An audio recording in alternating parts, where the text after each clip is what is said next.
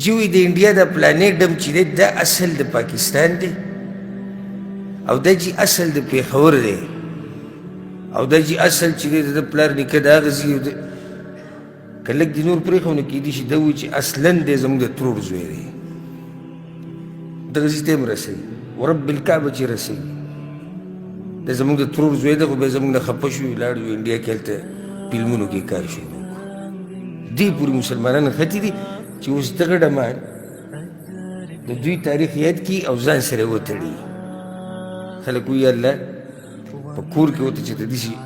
انسان پیدا شي چې هغه یې شرموي نو وایي الله د ده نه مې خلاص کړي عزت یې راله خراب دین یې زمونږ خراب کړو موږ لګیا یو هغه پردی جاهي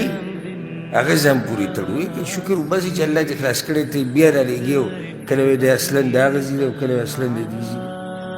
دا پلانې ډم نه دی او سی چل دی سړی چې دی به وایي چې دا د دین نه لرې خلک دي دا ډمان دي دا سپک او ذلیله خلک دي وایي دی په اصل کې پښتن دی نو ته څه ثابتوې د دې نه د پښتنو عزت ثابتوې ته دا ثابتوې چې پښتن عزتمن قوم دی دومره ډم پکې پیدا شوی دا خو ته خپل قوم شرمې مجلس کې راځي چې پلانې پلانې یو دا سر دي چې کته نیولی چې لکه څوک ونه وایي چې دوی د قوم دی په دې سره سړی شرمېږي اوس عزتمن سړی دی او عالم دی یو دیندار دی مخوري سړی دی نو خلک کوشش کوي چې دا سړی چې خپل علاقې ثابت کړي چې بھائی دا زموږ د علاقې دی دا خو زموږ د ملک دی دا زموږ خپل دی زموږ عزت ورسره ډېر شي امت اوس په دې کې اخته دی چې دغه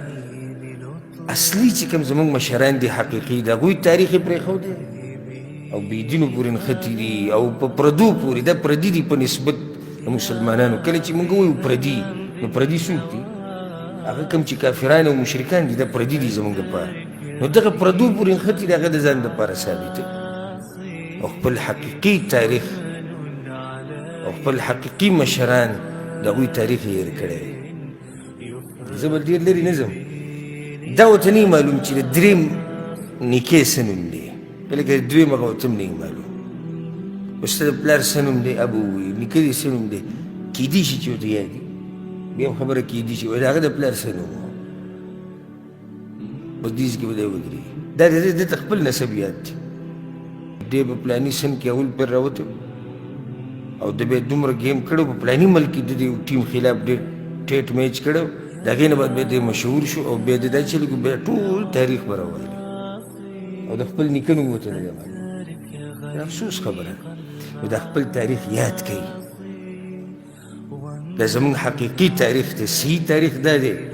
دا کوم سیرت چې موږ بیانوو د پیغمبر صلی الله علیه وسلم او د صحابه کرام دا زموږ مشران دي ټول